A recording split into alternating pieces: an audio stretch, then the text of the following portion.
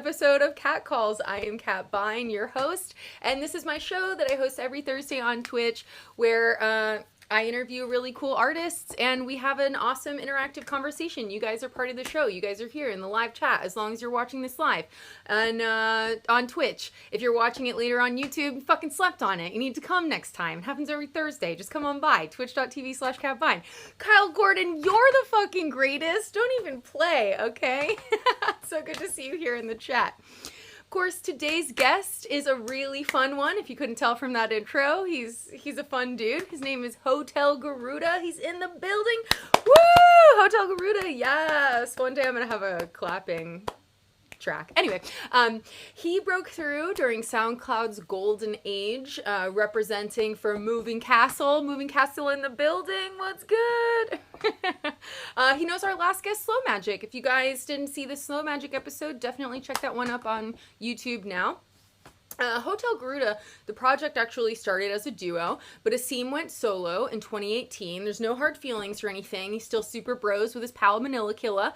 But ever since he went solo, he's really dug deep into who he is as an artist and as a voice. And he started singing. I'm pretty sure he's singing. We're going to get to the bottom of this when I get him on the line. But his latest EP, Tension, just dropped literally days ago. You can go listen to it right now. It's 4 tracks. It's definitely the most dynamic work from, I think, the Hotel Garuda project to date, and I absolutely love it. The lead single is called Rush. It's a synth pop banger, okay? It moves through neon night grooves, and then it has this like, ooh, almost like soft jazz pop, like disco breakdown in the middle. But you guys don't have to take my word for it because he put a really cool visualizer, very vaporwave, like sexy cars moving through the night. And I'm going to play it for you. So you don't have to just listen to me talk about it. You guys can experience it firsthand. Feel the rush, so to speak, over there in your homes. And you know how we like to do it here in Cat Calls land? You have to have a dance party with me in your own living room. So listen to the song, dance, and when we come back, we'll have Hotel Garuda on the line. Just like that. It's amazing. It's magic. It's live TV.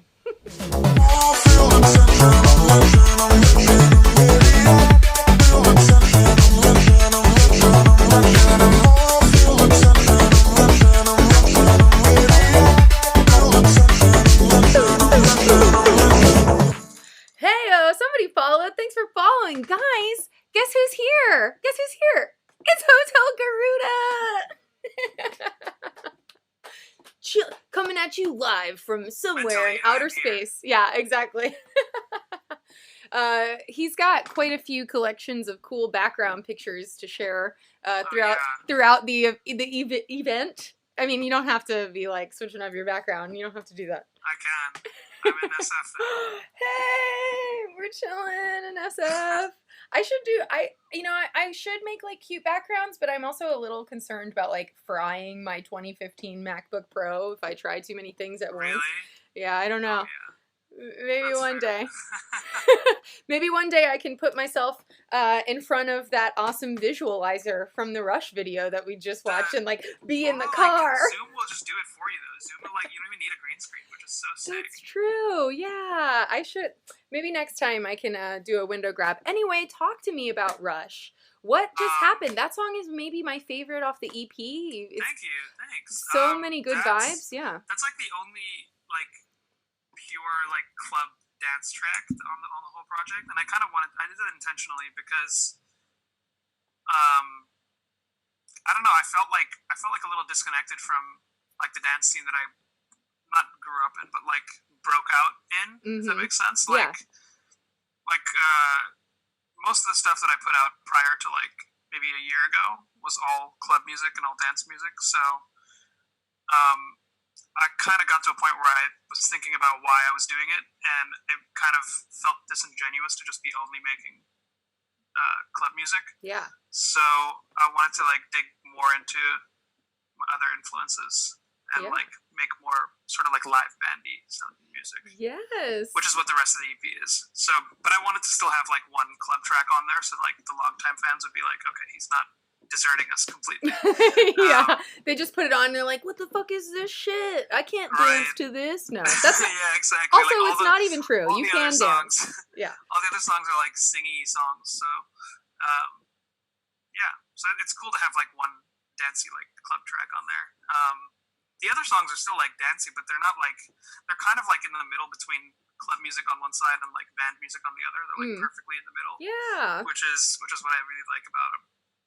Well, I want to get all deep into the Tension EP and hear about how you made that sound come together. But before we get into that, what is the GDP of Japan? Fuck, I don't know. Although this is like, that's funny that you asked me that, because that used to be a party trick that my dad would pull. Yeah. Like, did you know that? Did Brett tell you that? No, I saw it in an interview you did with Sidewalk Talk, and I thought, I'm just going to ask him. I don't know it anymore, but this is like, it was a whole thing. Like, when I was a kid, like, he would like make me memorize all these like financial facts, and like anytime he would have like people over for dinner, he would be like, quick.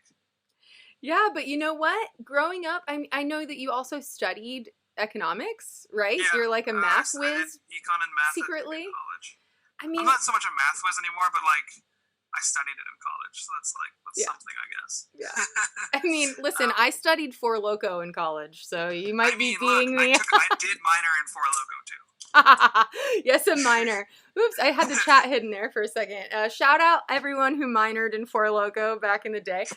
Honestly, though, it was the best timing, because when Four Loko was big, that's when like all the bloghouse tunes were happening, and like it was the best energy to be like caffeinated and wasted at the same time. Oh yeah, I remember. I think the first time I witnessed what Four Loko actually was, it was like a Wednesday, and I think it was my freshman year, right? So it was a Wednesday, and I'd come back from class, and my roommate and one of his friends had just chugged a Four Loko each. Jesus.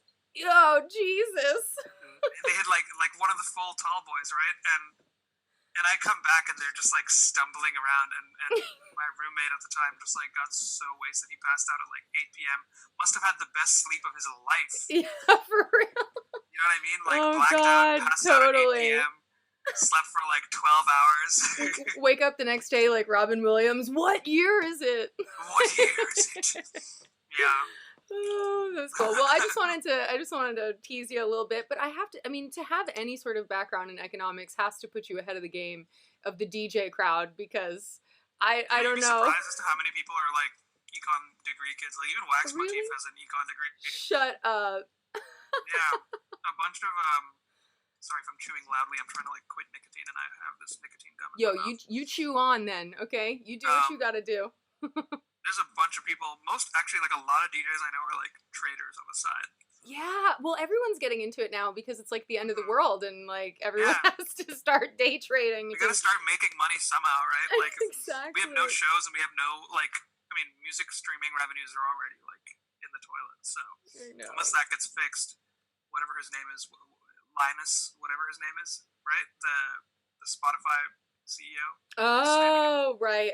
Yeah, that sounds about right. I don't know his name, but I know it's some sort of like something Nordic. Swedish Nordic thing. Yeah, exactly. Yeah. So whenever he decides to fucking toss a couple pennies to peasant artists, spread the wealth a little bit.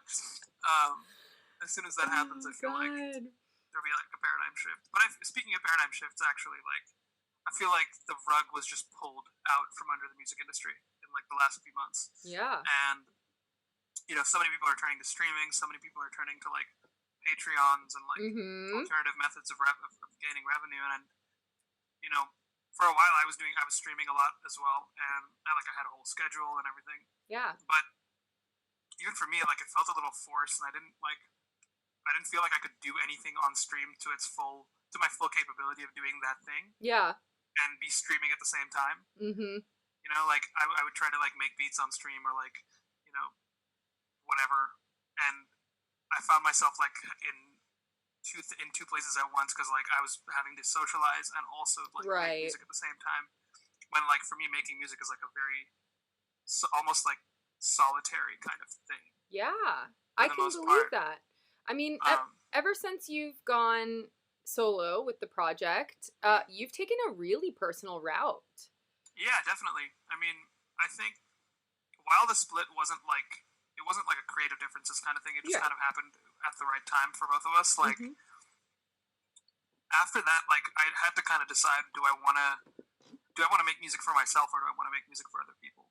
Like, or for the expectations of the fans. And like, granted, it probably would have been a financially wiser decision to make music for the fans, but I feel like I don't know if I could live with myself if I just did that all the time. I back you in that. I think that you got to do what's right for you as an artist. Like, yeah, I don't mean any hate towards any people that make music just for their fans. Like, I think I was in India last summer, right? And I did a couple of sessions with these two kids out there who are like mainstream sort of EDM acts in India, and one of them explains it in like a pretty reasonable way. He said, if you want to make music for your creative fulfillment, that's cool. But if somebody else wants to make music for money, then that's also fine, because it's all like it's the ends justify the means, right? Right. Yeah. And I was like, yeah, that makes sense.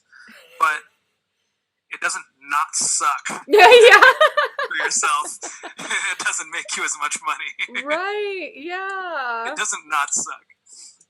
Yeah. So yeah, I mean, that's the kind of trade-off. Like, I'm fortunate that like the money that I made from shows paid my bills and stuff, and now it's like a slightly different environment. Like now I'm trying to pay my bills by trading options and stocks. Yeah. You got any like tips? Got any like tips? the ASCAP checks. What am I going to do with the ASCAP checks? Buy weed for a month? Like, I know. Right? Like, Seriously. Oh my god. that's about weed money. Yeah. I day trade, and then I smoke weed, make more music so I can keep smoking weed. Oh, that's literally it. I make music so I can do more day trades, so I can smoke more weed, so I can make more music.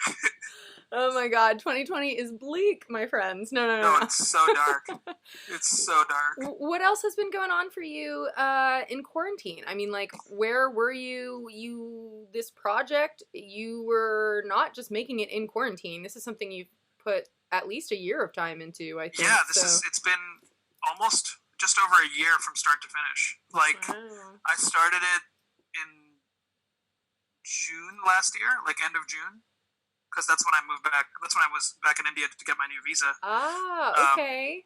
Because I have an Indian passport, so like I have to get a visa every 3 years. Lucky you. I'm so lucky that I did that last year and not this year. Oh my god, yeah. It's honestly great that I made it, and I still have like 2 years left, so I'm good to be here for a while. Nice. But when I was in India last summer, I basically, like, it was me and my brother living in my parents' apartment in Mumbai, because my parents live in Singapore. My brother moved back to Mumbai to work in law at a law firm there, and so it was basically just me and him living together for like a couple of months, which was cool. And then my girlfriend came to visit for like a few weeks, which was nice. And so that's when I felt like I really had enough of a space between me and the entire industry, like, so I could get away from my manager and my label and like everything, and just kind of like pour myself into the music. Yeah. And that's when I sort of started making the demos that initially sort of paved the way for what the project became. That's so Although cool. the only ones that I used, I think, was the one that became Rush. I think that's the only one from that initial like India demo session that made it onto the project. So when I came back here, we set up a bunch of sessions, and like one of the people I met in India linked me up with someone here who, weirdly enough, like he and I have almost the exact same background. Like, both of us born in India, lived around Asia for a while, went to college in the US, and now live in the US. Like, it's almost the exact same trajectory. He knows, like, his name's Dev. He ended up being my vocal engineer for the whole project. Like, he recorded all my vocals. Oh, that's awesome. He played guitar on a bunch of the parts, and eventually just kind of became like my writing partner for the whole project. And so as soon as we met, we kind of figured out we had all these things in common. We had so many like friends from middle school and high school. Shut up! That's crazy. It's crazy. Like, we knew so many of the same people, and yeah, as soon as that sort of working relationship started happening, we started grinding out more songs, and the first song we made together was Mutual, which was the first one I put out for the project. And yeah, as soon as we made that song, I was like, this is it. This is like the vibe that I want. It's like kind of Guitar Hero, kind of DJ Hero, like kind of in the middle of both of them. Yeah. So yeah, the rest of the songs kind of like the demos for them materialized really quickly, like in the span of like 3-4 weeks to like a month. But the tinkering after that took so long. Like it took like 6 months for me to like finish. Oh my god! Finish all the songs. I work really slowly too. I don't really work quickly. Like I'm not one of those people that can like poop out a song in a week. Like I have to like sit with it and like really marinate with it. So once we had all the demos down and, you know, I had an idea of what the instrumental palette was going to look like or sound like. Yeah. Well, I mean, color, I associate music with colors and moods and scenes too. So it's multi-dimensional when I was listening to a lot of Tame Impala the whole time I made this project. A lot of Tame Impala, a lot of Phoenix. Just like a lot of band music, because I don't know, like DJ music is cool, but like every couple of years there's like 1 or 2 songs that get so popular that everyone starts to copy them, and then that sound gets really recycled and it lacks originality or lacks freshness entirely. So rather than like try to reinvent the wheel, I was like, all right, let's just do something different. Like let's do something completely different. I feel you. Are you a fan of LCD Sound System?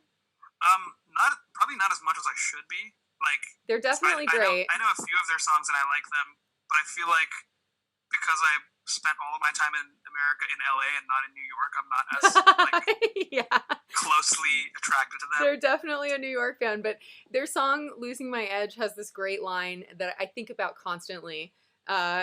There's one that's like, "I heard that you and your band are throwing away your guitars and buying synthesizers. I heard that you and your band are throwing your synthesizers out and getting guitars because you want to make something real." And it's just this like, it's a constant swing of back and forth, you know? Yeah, it's like totally. 1 minute all the bands are like, we're DJs now. And then the next minute all the DJs are like, fuck we're it. Bands now. Yeah. I feel like the listeners are probably like so confused when they heard this new stuff. They're like, wait, what do you mean there's guitars? I love it though, and there real really instruments. What do you mean, bro? There's so much more overlap here. I mean, you think about it, disco was all bands. You know, it wasn't like someone could go grab. I mean, they had synthesizers and things like that, but it was so analog. It was so like Chic is a band. You know, like you can make dance music with guitars and drums.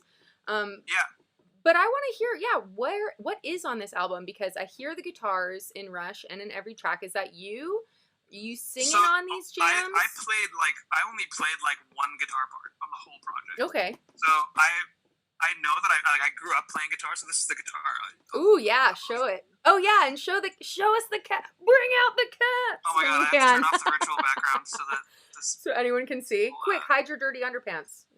This is the guitar that I used for most of the writing. Damn, it's beautiful. This is a Gretsch G5420T.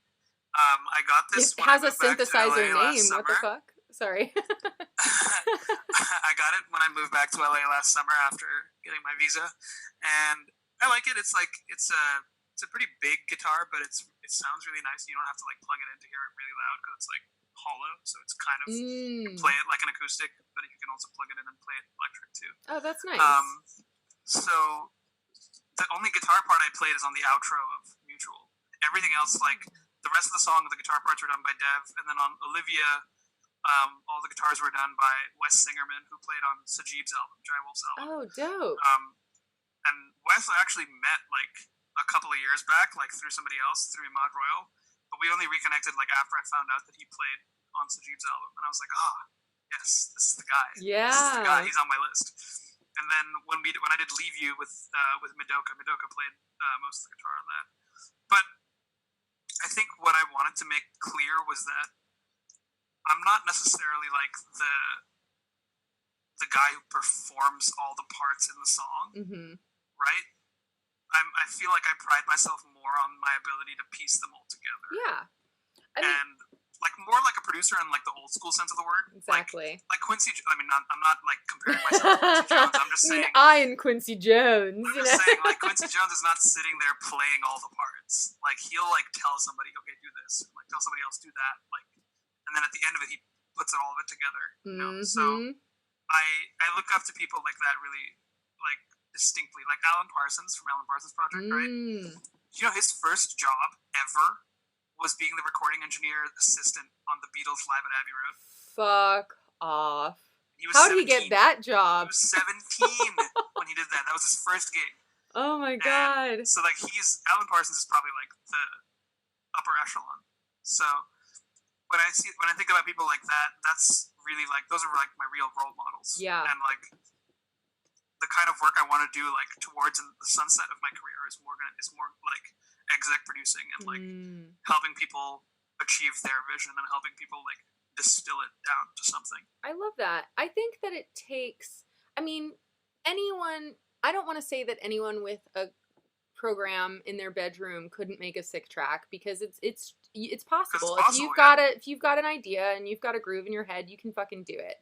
But I do think that it behooves artists to have a really wide background of tastes like that, because when you listen to Alan Parsons productions or things of that, like things outside of, oh, what did Fisher release this week or whatever, like all of a sudden your sonic world gets so much bigger. Like with this Tension EP, there's clearly more going on here than just a dance floor bang or something. Than a 4 on the floor kick, yeah. Did you get those influences from your dad? What turned you on to all that stuff? Yeah, definitely. I grew up listening to only like rock music until I was probably like 16, pretty much. Like I pretty much only listened to like progressive rock and like psych rock. Ooh, throw out some jams. What were you jamming to as a BB Aseem? Pretty much anything by Alan Parsons Project. Like my dad had their greatest hits CD, and I just rinsed that. Like the first 12 years of listening to music was just that. Nice. Basically just that CD. I even think like, yeah, I'm thinking about like how I remember like what music I listened to when I listened to it. It's just like I moved around so much as a kid that like what I listened to is tied to like where I lived at that time. So like when we moved from India when I was like 8 years old or whatever, iPods still were not really a thing. I didn't have like a portable music player or whatever. We only had like CDs on the home speaker system. So, and even CDs were relatively like a newfound thing. Yeah. We still had tapes. We had like stacks of tapes, right? Shout out cassettes. I know, literally. So I having think to pencil your tape back together if it fell apart. Oh my god! Stick a pencil in, like rewind it, right? I think it wasn't until I moved to Singapore the first time when I was in like 4th grade that I heard other kinds of music, like more like pop music and like electronic music. The first electronic CD I ever got was the Chemical Brothers, Hold Tight London. Fucking nice choice, Chem so Bros. I don't think I even bought it. I think my dad got it, and I was like, that's a cool name, the Chemical Brothers. Yeah. I will listen to it because the name is cool. Yeah, exactly. And so I listened to that whole album again like a couple of years ago, and I was like, wow, this is like the sampling, the sequencing, all of it is so high level. And it didn't occur to me when I was listening to it as a kid, like, oh, these are all samples. Like, like a lot of it is sample based, and I didn't know what sampling was when I was a kid, so it was like all. Daft Punk records are like that too. Yeah, totally. Like I didn't even understand that about Daft Punk until I was in college, really. It's like the first time you hear the sample that Robot Rock comes from, you're just like, my what? God. You're so shook. Like, when I heard the sample for one more time for the first time, I was like shook completely. I know. They own that shit, though. They turn it into their own, for sure. I know, yeah. So they won. Yeah. They won. Yeah. It's like the first, I mean, I was so into like metal and so into punk rock and like that kind of stuff all the way through high school. I played in like a metal cover band and like what? I played in, yeah, like I played guitar in one metal band, and then I sang in another like rock band. Oh my god, tight. So I mean, we didn't write any music; we just like played the songs that we liked. So, like, what kind of covers were you doing? Oh my god, this is embarrassing. Like, Oasis, Guns N' Roses. Oh, that's so fun. Stone Temple Pilots. Fuck yeah! What's embarrassing songs, about like, any of that? The karaoke bangers, karaoke classics. Yeah, I was just gonna say, if we ever get the chance to do karaoke together, I'm forcing you to do some of your covers. We're gonna do "Plush" by Stone Temple Pilots. It'll be great. I think we rinsed the shit out of that song like every time we played live. That's awesome. It's a great time. And then I think I found out about, like, I first got into electronic. Like, that's what I want to hear. When my dad, like, I found his stash of like Ministry of Sound compilation CDs. Damn. Okay, shout out your fucking dad real quick. All right, honestly, Dad's got fucking taste. Like, I mean, for as much as like I come from a traditional background as an Indian person, of like my dad works in finance, my mom is a former economics teacher, like, and I, for all intents and purposes, could have been like working in finance now if it wasn't for music. Mm-hmm. For all of that being considered, like, my dad really put me onto some cool shit. Yeah, fuck yeah. So I got these Ministry of Sound compilations, and I think the one that jumps out, like the song that jumps out, is like current Craft 400 by Zombie Nation. Classic. Right? And to the point now that it's like it's annoying now, right? It's like that good of a song that it got annoying 20 years later. Oh my god. I used to have it on my mini disc player. Right? Bangers only. Yeah. And once I started getting into those songs and like figuring out that there was more to music than just bands, and more to music than just bands and Tiesto. Like, yeah, there was like bands, then Tiesto, Paul Oakenfold, Paul Van Dyke, and there was the only three names I knew. Yeah, they were the kings at a time. Dig into it a bit more. And then in college, like me and Chris reconnected in college because he had started his own project, and like we kind of got back in touch, like shared music to each other and stuff. And then he taught me how to use Ableton. So then that's how the music making started. I like that. Teach a man to fish. He can fish something. Teach a man Ableton. I don't know. He can make tunes. Exactly. That's so cool. Okay, let's take it back again. I don't know. I have a couple questions. Sure. Talk to me about Sorry. That's okay. Talk to me about India. Is there what's the dance music scene like there? And I guess you weren't really going to dance parties when you were living there? Were you kind of started going out in college? Away from India. I haven't lived in India since I was 10 years old. So Okay, I've been out of India for longer than I was in it. You know? Yeah. So the first time I played shows in India was last summer. And I only got to play shows there because I was going back there for my visa anyway, so I needed something to do rather than just needed something to do in fucking India. I don't know. Right. I mean, like, I was going back there and I was like, okay, I'm gonna either just wait for this visa and do my music, or just wait for this visa. And like waiting for, I mean, I don't know if you know about this, but like waiting for a visa from the US is like the most stressful shit ever. God. It's like there's no like transparency in communication. It's either like in process, or it's done. Like there's they don't give you like any updates. You can't like check on. It's not like your Domino's pizza tells you when it's in the oven and then when it's in the guy's car. Tracker. Like there is a tracker, but it's so fucking like God, that has to be just like stomach and knots, especially when you've already done so much to establish yourself over here. Like you've been living in LA for years now too. I've been here for 10 years. Yeah. As of 2 days ago. Damn. Yeah. Well, congrats on your state-iversary. Wait, no, not 10 years. No, 9 years. Sorry, I got here in 2011, so 9 years. Oh, that's great. Yeah, it's like, this is your life now. You gotta let him back in. And you did, yay. I know, seriously, like, if I... that would be so sad if I just, like, didn't get let back.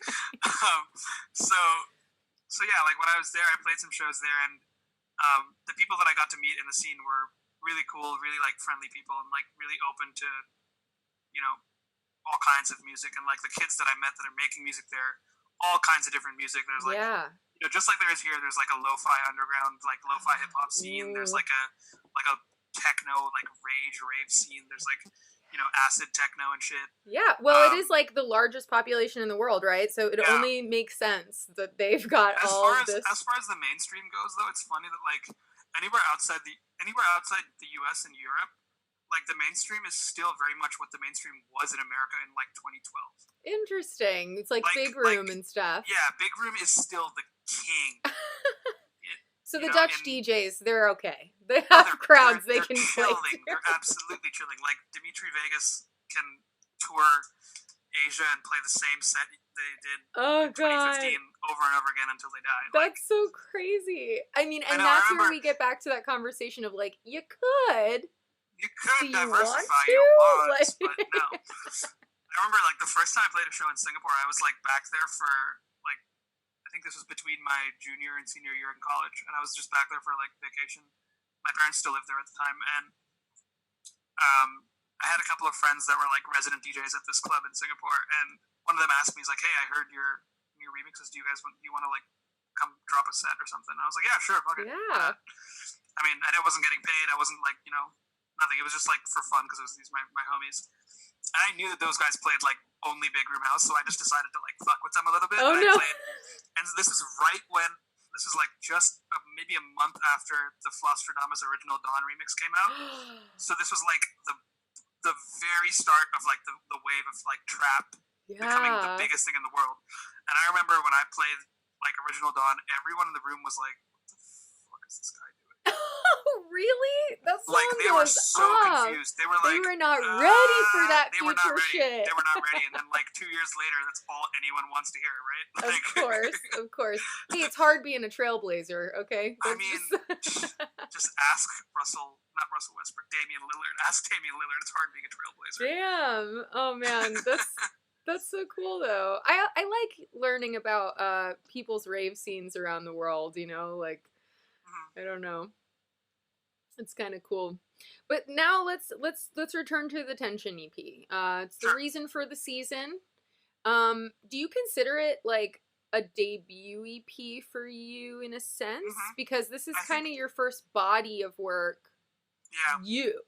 For me personally, yeah. Like, I wanted to like set the tone for what people can, not just like what people can expect from me going forward, but just like so people have a kind of an understanding of where I come from musically. Yeah. Because up until this point, it was all remixes and like dance originals, and like for a while, it was fun to like do the vocal plus beat production method, where like you get a top line or you get like a pack of like a playlist of top lines. You're like, pick one of these and like make a beat around it, and that definitely like works a lot of the time, and it's like almost like a surefire way to just get a song made. Mm-hmm. But a lot of times, like I don't have as much of a raw connection with the song. Totally. Obviously, because it's not. I'm not writing the song. I'm not manifesting it out of thin air. Yeah. So as soon as I sort of made all these songs, I felt really good about making a statement with them. Yeah. Did you write these lyrics? Mm-hmm. That's awesome. Have you? Yeah. And I think, did that kind of process for you start with Head in the Clouds? Head in the Trees, yeah. Head in the Trees. Sorry about that. It's whatever. Okay. It's all good. Yeah. So when we made that song, me and the writing partner I had on that song, Dave Lubin, he's from Portland. He's mostly in like the Christian rock and like alternative rock. Interesting. Scene. Cool. And okay. So, like, I met again another person I met through Imad Royal. Imad is the connector of dots. He's my guy. And when we wrote that song, like we finished writing it, and I asked Dave, I was like, "So who do you think we should try to get to sing on this song?" He's like, "What do you mean? You're singing on the song?" I was like, I don't know about that, bro. He's like, no, I brought my mic, I brought my fucking. He brought his whole setup, and like I remember I was living in an apartment with like a spiral staircase in it. And so he set it up so that the mic was like perched on one of the stairs, and we like recorded with a blanket around. Oh my god! Whoa! The most DIY shit. It was great. And as soon as I finished recording my vocals on that song, I was still super nervous because I feel like for the longest time, I hated how my recorded voice sounded. Like it's almost like hearing the echo of your voice on the phone. You know what I mean? Mm-hmm. Like when you're on your phone with like on like a long distance call, and you hear your voice bouncing back. You're like, do I really sound like that? I know. Like, yes. So I was thinking about that, and then Dave was like, dude, trust me. Like, give me a week. I'll like process the vocals. I'll make them sound great. You're gonna sound like a fucking god. You do sound great. And that's what I thought too. I was like, oh, cool. Like, sick. Whoa, who's this fucking slick Rick over here? Right? What's Like, going on? so yeah, as soon as we finished that song, I was like, oh, this is kind of more what I want to do. It's like, and then, I want to like get people to play parts so that I can produce those parts into like a song that I want, and then I can write vocals with someone else and like sing on my own songs. Yeah, and talk about unlocking a whole new level of creativity. Yeah, it was like the you know the finale of Avatar when Aang is like pummeled into that rock and the spiky bit touches his Avatar activation center and he goes like that. Yeah, it was almost like that. As soon as that song happened, I was like, Avatar Aang in space. Like, next level. I love it. Yeah, oh, that's how it felt in the finale of Avatar. That's so cool, but it's just the beginning. Oh, exactly. It's like the end of Avatar and the start of Legend of Korra at the same time. So are there songs, lyrically speaking, on this album that you want to talk about a little bit? Are there certain stories behind any of these tracks that stand out that you'd like to share? I wanted to write these songs in a way that they sounded like they have stories behind them, even if they don't necessarily do. Yeah. I feel like it does almost like have this like, is this person the person from this song? And are we talking about right? Like, so a lot of them have to do with like just relationships. Like they're just describing relationships. You know, like I mean, definitely like my girlfriend thought I was writing songs only about her. And like she was kind of offended when I wrote a song about Olivia. Like I wrote a song called Olivia. Like there's not a person called Olivia that I wrote this song about. Like when me and Chain Gang wrote that song, we just put Olivia in there because it sounded right. Yeah. Like it had the right number of syllables. It like sounded perfect. Like going into this section, so we're like, all right, we'll just use that as a name. That's so funny. So. I mean, she's like, who the fuck is Olivia? She's like, I showed all my cousins. I showed all my cousins my songs like a while ago, and they're like, "Who the fuck is Olivia? Did you break up with your girlfriend? You didn't tell us." I was like, "No, dude, it's just a song. It's not that serious." Like, oh my god, that's so funny. Yeah, that reminds. But like, all the songs have like some sort of personal meaning to them. Like I wrote "Mutual" initially about just like having a disconnect with someone, and like, you know, it's kind of like the feeling of like being a side piece or like being a side man or a side piece, and like wanting it to go from there to something higher or something more. Yeah. But not really like, Violet, what are you doing? No. Show the world Violet. Oh my god, she's like sitting under my computer. Ma'am, excuse me, miss. Ma'am, this is a Wendy's. Violet. Oh, kitty time. Okay, relax, please. You need to fucking chill. Oh, we heard Violet. Violet's like, where's Olivia? I'll kick her ass. She's playing with zip ties. She loves playing with zip ties more than anything. Like, oh my god. Chris spent probably like hundreds of dollars on toys for her. Of course. And I just have like a bag of zip ties that I use to like do cable management, and that's all she plays with. Like I actually like I cut one off, and I was like sitting next to my desk, and that's all she played with after that. That's fucking cats, man. That's fucking cats. Kids are kind of like that too. If anyone out there ever has kids, yeah, don't get the kids' toys. Just I know, right? Just get some dumb shit like zip ties. I used to be like I've always been a dog person until I started living with cats. And now you're a cat person? Yeah, like I mean, I started living with my roommate Justin like 3 years ago, and before that, I'd never lived with a cat. Like that was the first time I'd lived with one. And even for a while, like I was begrudgingly living with a cat. I was like, "Fuck this cat, I hate it," because cats can lie. They have the capacity for deceit. Sneaky. Yeah, they are. Super, super sneaky, and they don't sleep. They wait. That's true. They wait. They don't sleep. They're just waiting. Oh my god, that's waiting amazing. For you to slip up. So after a while, I got cool with Felix, and then Chris got Violet like 6-7 months ago, And Violet is great. Like, I'm obsessed with her. And Aw. she and I are like very good friends. She We seems have a very good close. Yeah, she wants uncle to and be niece here relationship. in the interview. Oh, that's so sweet. Yeah, she loves spending time in my room. She loves my girlfriend. She's obsessed with my girlfriend. Because anytime Chris and his girlfriend are like not giving her attention, my girlfriend will give her all the attention. Aw, that's how you win them over. You gotta feed them and love on them, and then and that's it. Game over. You should write a song about Violet next time. Dude, I actually did. I just didn't put it on the project. Shut up! That's so I just cute. never finished it. Well, that doesn't mean it'll never come out. That's true. It might actually come out. Yeah. I mean, that brings up the cool point, though, and I wanted to go back a little bit. You know, when I think that there's like two approaches to songwriting, right? There's like super uber personal, like I had this for breakfast today and like met this person at this bus stop, sort of like very real. But you can also kind of tell stories, you know, and they don't have to be stories that you necessarily lived. They can be stories that, I don't know, like I'm a big fan of The Cure, and I know there's a quote from Robert Smith one time talking about like, most of these things haven't happened to me. I'm just like telling stories. It's like creative writing. Yeah, like, I really loved creative writing growing up. Like cool. when we did like creative writing in middle school and stuff, I was always the person who had like way too much description and not enough like whatever. They would like break it up into like what you had. Yeah.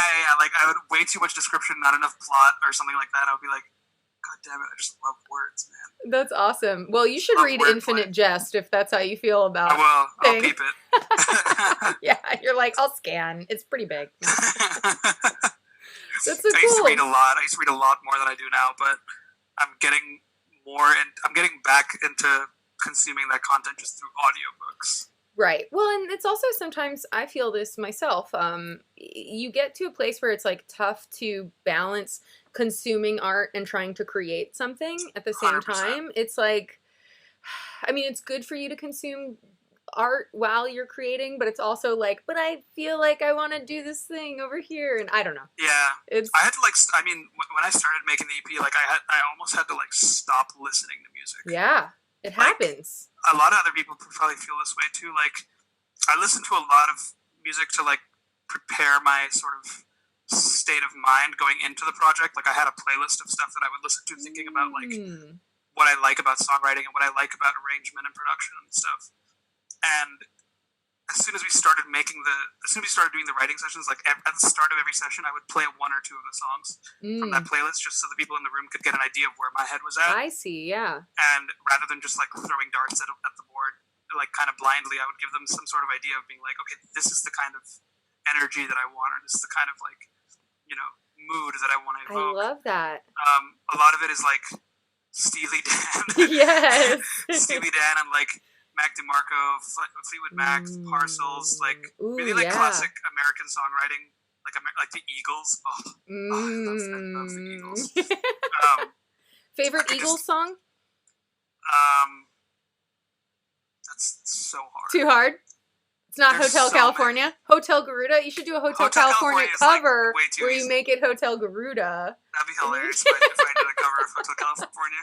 I think my favorite Eagles song is probably One of These Nights. Ooh, that's a good one. Or, I mean, Lying Eyes is a classic. Mm-hmm. Let me look at the playlist. Well, it's really, as you look it up, I just want to say, that's really cool, because I was curious how you managed to share your vision with people in that kind of classic producer sort of sense. Like, when Dev is going to play something on the guitar, are you like humming something first, or you trusting that this person gets where you're coming from? So for the stuff with Dev, like he plays in a metal band as well. So like nice. him and Wes too, like they both come from a metal background and like are classically trained. So exactly, like, which means they're really good guitarists, actually. Exactly. So they're what I like to call smart musicians. Like there's smart music, and then there's just like music. Like smart music is like the time signatures are changing, like the tempo is changing, like all these crazy chord patterns and like harmonic contortions that they do. So a lot of times when it comes to when I'm working with Dev, or like when I'm working with Wes, I'm just like, play something that makes me feel like this. And they'll just like they'll rip it out. That's just like awesome. That. Damn. Nice friends to have. Very, very good friends to have. Like anytime I get in a room with them, I'm like always really excited just to see what acrobatics they can pull out. Yeah. So whenever I made songs with them, I would play them like a few references just so they can kind of get an idea of like the vibe. So if I played them like, you know, if I played them One of These Nights by Eagles, Wes could rip out a riff like that in like 15 minutes. Damn. And if I played them, you know, Brain Damage by Pink Floyd, another great song. Yeah, Wes or Dev could easily just poop out one of them progressions like that. That's so cool. So, and that's like something I learned was that, you know, for as much as there are virtuosic like solo producers like James Blake who can like do everything by themselves, it's not a requirement for everything to be an entirely individual endeavor. Yeah. And as soon as I kind of internalized that, it made it a lot easier to work with people and let go of the pressure that I put on myself to make everything. Like I made Head in the Trees entirely by myself, and that's like I'm really proud of that song. I really love that song. And as soon as I made that, I was like, okay, I can do that if I need to. Right. But there are things that I wanted to achieve musically that like are a little bit outside my ability. So it's a lot of times it's like a rat race of like my ambition like outpacing my ability or like my capability on an instrument.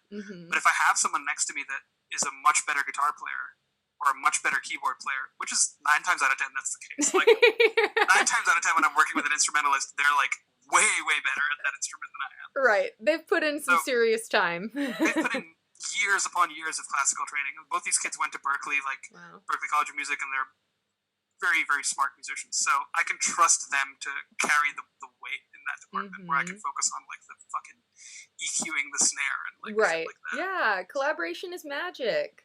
Yeah, it's great. And like none of these songs would have sounded as unique and as powerful as they do without the collaborative effort. Like I couldn't have made any of these songs just by myself. Yeah. Well, they're all fucking banging. I think that this EP is truly wonderful. I was going to ask you about the title. You kind of touched on it already. You said that tension here is representing the battle between yourself, what you want to do inside, and the feeling of the world expects something from you, right? It's like... Totally. I feel like, I mean, if I hadn't put out Head in the Trees, if I hadn't put out Mutual, then Rush would have been like the very logical song to put out. Like everyone would have been like, oh, he's still making house music. Okay. Yeah. Still the same person. So I had to like switch it up on them real quick and be like, listen guys, I'm more than like had to pull up on them like skirt. Yeah. And I just had to tell people that like there's more to it than the uns. I fuck with that seriously, and I think that in broadening what you give yourself room to do, you're really just opening a door to the next chapter of what Hotel Garuda is all about. I mean, sky's the limit, you know. I recently did an interview with one of the guys from Orbital, and he was like, they had this idea when they started that they were only going to release everything they did under space. There you go. Under the same name and not worry about did it fit the name or anything like that. And I think that that's a really smart way to be. And I think it's really cool of you not to shy away. Like, you won in the tension battle. What you wanted to do won. That's so cool. I think like it would have been like I can't tell you how many times like people have just said like, why don't you just start a side project? Why don't you start an alias to put all the songs under? I'm like, do I really want to build another project from scratch? Like, fuck no. Especially not in 2020. In this economy, bitch. In this economy, please. I know, it's true. And it's cool because you want to share that music with the people who already want to hear your music. Like, I think that maybe sometimes people get scared that they're going to scare people away or confuse people, but like, music fans are fans of music, you know? Yeah. I mean, like, if they don't like the song, they just don't listen to it. That's right, fine. exactly. Like, Jay-Z okay said, don't want my old shit, buy my old albums. Like, yeah, exactly. If you want to listen to the old stuff, it's still there. It doesn't disappear just because I put out new music. Exactly.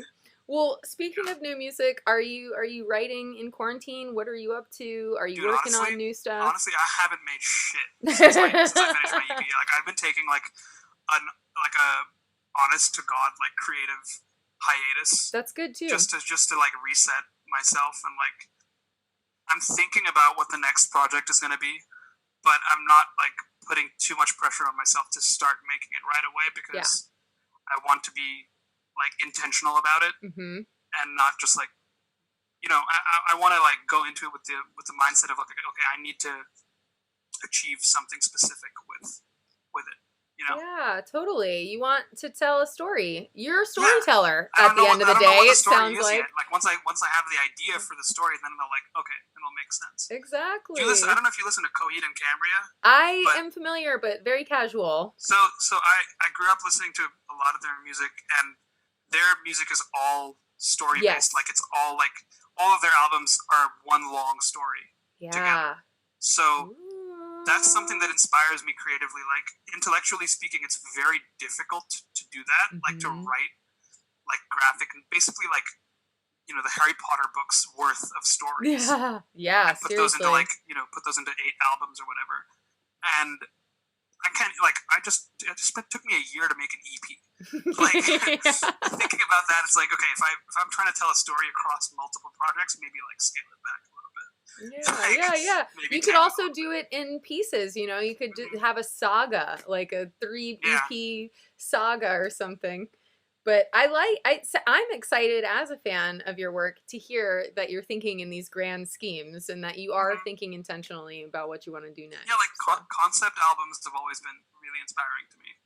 Like pretty much every album that Pink Floyd made has like a statement to it, you know, has like a really strong sort of conviction to it. And if anything, that's what I want my music to have, is like very strong conviction, and to not be like wishy-washy. I feel that. I do. Yeah, I fuck with that. I fuck with the non-wishy-washy. I like some wishy-washy. I like some silly too, but you know. Yeah, silly is cool. Silly is fun too. There's nothing wrong with it. Yeah, that's cool. I mean, and that's not to say that this Tension EP isn't super fun, because it actually is. Don't. Yeah, it's not like highbrow serious music like that. I have serious musicians playing on my. No, it's super fun. There it is. Okay, this has been truly enjoyable. This hour has like fucking washed by. It just like zipped. Is there anything that you want to say before we get going? Anything that you want to add? Anything you're doing? I know you were just on a show with Anna Leno. We didn't even talk about that. In the immortal words of Barack Obama, buy my beats, fam. Buy my beats, fam. Yes, exactly. That is what he said at the DNC, I'm pretty sure. Yeah. Yep. That's about it. I mean, listen to my songs. Tell me if you like them. Tell me if you hate them.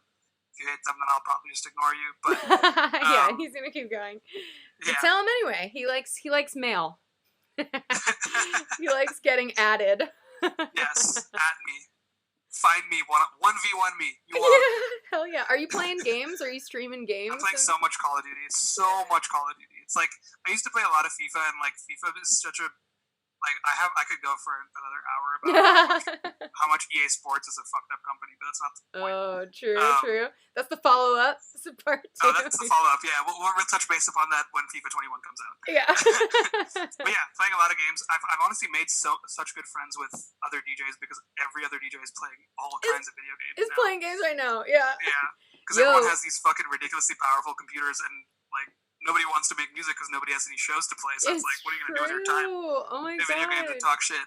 I know. I hope that you do get to tour this material like one day, fucking ever. Like America someday. Ever stands to open again. The cool thing was though, like I think when the EP was getting wrapped up, I was like really, really anxious about like how I would present it in a live format. And then I didn't even have to, so it's great. You're like, woo! Leave that for the next EP. Tens of thousands of dollars and endless heartache. Yeah, for sure. Although I will be hoping for some live guitar soloing. Oh my god, I need to get my chops up before I do that. But start practicing with your smart musician friends and hell yes, get them to teach me. All right, we're gonna get out of here. We're gonna watch Olivia on the way out. You already spoke a little bit about Olivia. Is there anything else you want to say about that tune? You don't Kevin have Parker, to. hit me up. Kevin Parker, yes. This up. is his love letter to Tame Impala. This is his at me. Yep. having me, Kat. Thank It was a you great so time much. chatting. It was so awesome chatting with you. And I'll speak to you enjoy space. Thank you. Yeah. Mentally. Mentally, you're there. All right. Bye, dude. Bye-bye. See ya.